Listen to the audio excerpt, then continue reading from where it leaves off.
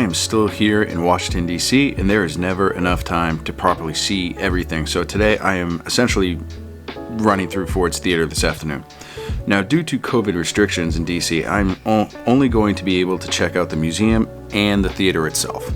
Now, Ford's Theater is pretty synonymous with Washington, D.C., obviously it's the site of where President Lincoln was assassinated by John Wilkes Booth shortly past 10 p.m. on April 14th, 1865. So all this information here of Washington, D.C. in the 1860s paints a pretty sad picture for our capital and its 60,000 inhabitants who essentially lived in sickness and filth in what was a lawless city. It was filled with Confederate sympathizers as well as the abandoned and unfinished stump that was the beginning of the Washington Monument. The situation was so bad that troops from New York, Massachusetts, and Rhode Island were called in on April 25th, 1861 to defend the capital. So this is Tad Lincoln's toy sword, and Tad was the youngest of President Lincoln's kids. This is the letter that President Lincoln wrote to General McClellan, relieving him of his command after repeatedly losing battles to General Lee. So that's a picture of President Lincoln, obviously, and a picture of Frederick Douglass.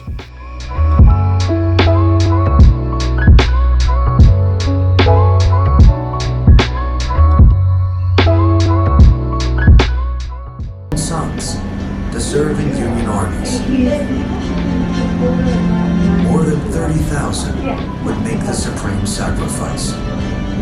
Their valor challenged racist notions and changed the face of the war. November of 1863, the Lincoln family attended a production at Ford's Theater and saw a young actor by the name of John Wilkes Booth. That is eerie indeed.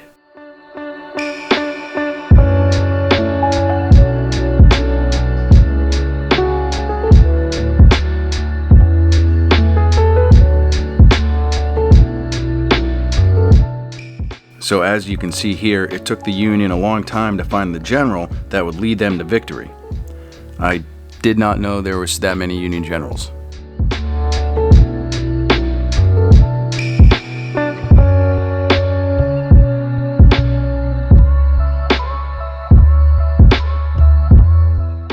For those of you that don't know, the 13th Amendment abolished slavery, which Lincoln understood was wrong in every way. So this is cool. This here talks about how Lincoln essentially pulled a few minor strings to get reelected. It is absolutely nothing like what would be done by future presidents a little over 100 years later.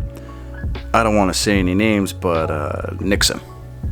Election day came around and Lincoln handedly defeated his Democratic opponent McClellan, who, yes, was that Union general Lincoln relieved of his command earlier in the war.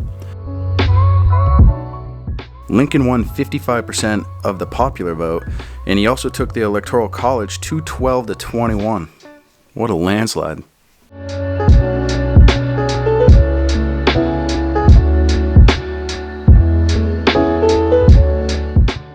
This medical kit from the time period has some seriously medieval tools in it.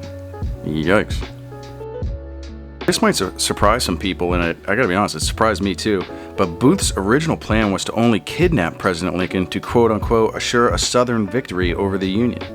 These are Booth's weapons that were found on him when he was captured and killed, and he rolled pretty heavy.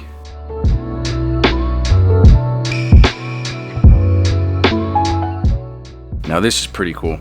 This is the actual .44 caliber Derringer one-shot pistol that Booth assassinated President Lincoln with. Wow. This is the outer door that led to the presidential suite, and this is the door wedge that Booth used on that door to keep anyone out. Now, if you're wedging a door shut, you thoroughly planned out that night's events. Now this is cool and kind of grisly at the same time.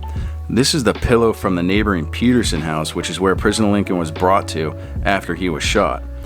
And that is Lincoln's blood. That is pretty wild.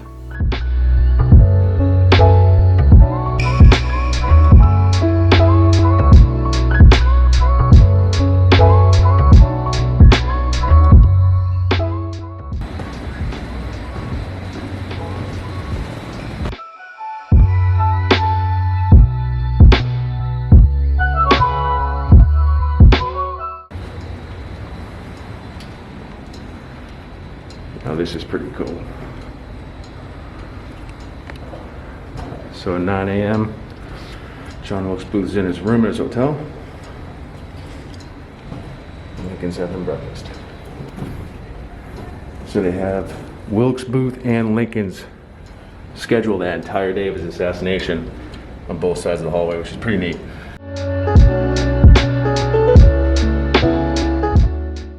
I can't get over it. This is pretty neat that they did this. The side-by-side timeline of that day's events, Booth being on one side and Lincoln on the other, it just gives a larger scope of that day, which is really neat.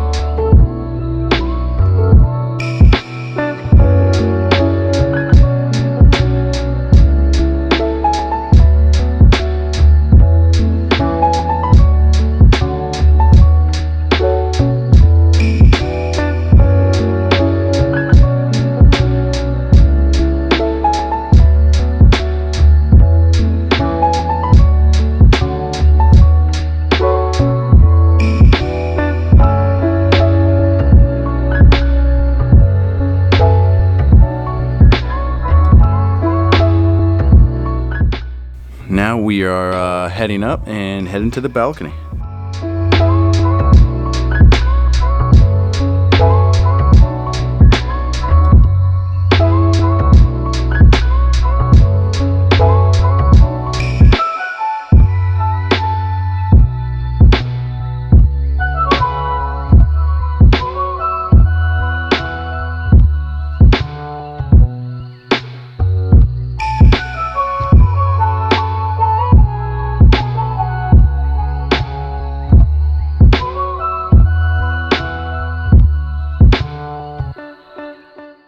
After Booth fired that one shot, he jumped down from the balcony onto the stage, which is fairly doable from that height. For some reason, I always imagined that it was a bigger jump.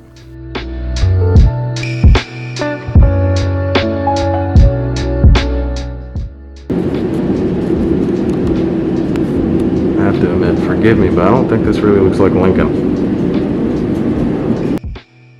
So obviously I essentially ran through Ford's Theater. I'm under a bit of a time crunch, but if you like this content and you enjoyed this episode of Running Down History, hit that like button and please think about subscribing to the channel, as it does help the channel out, and turn that bell notification on. That way you always stay up to date on the channel's happenings. And as always, I will see you guys next week at the same time, same date, same channel. Okay, that clock is definitely busted. I wonder if that's historically significant.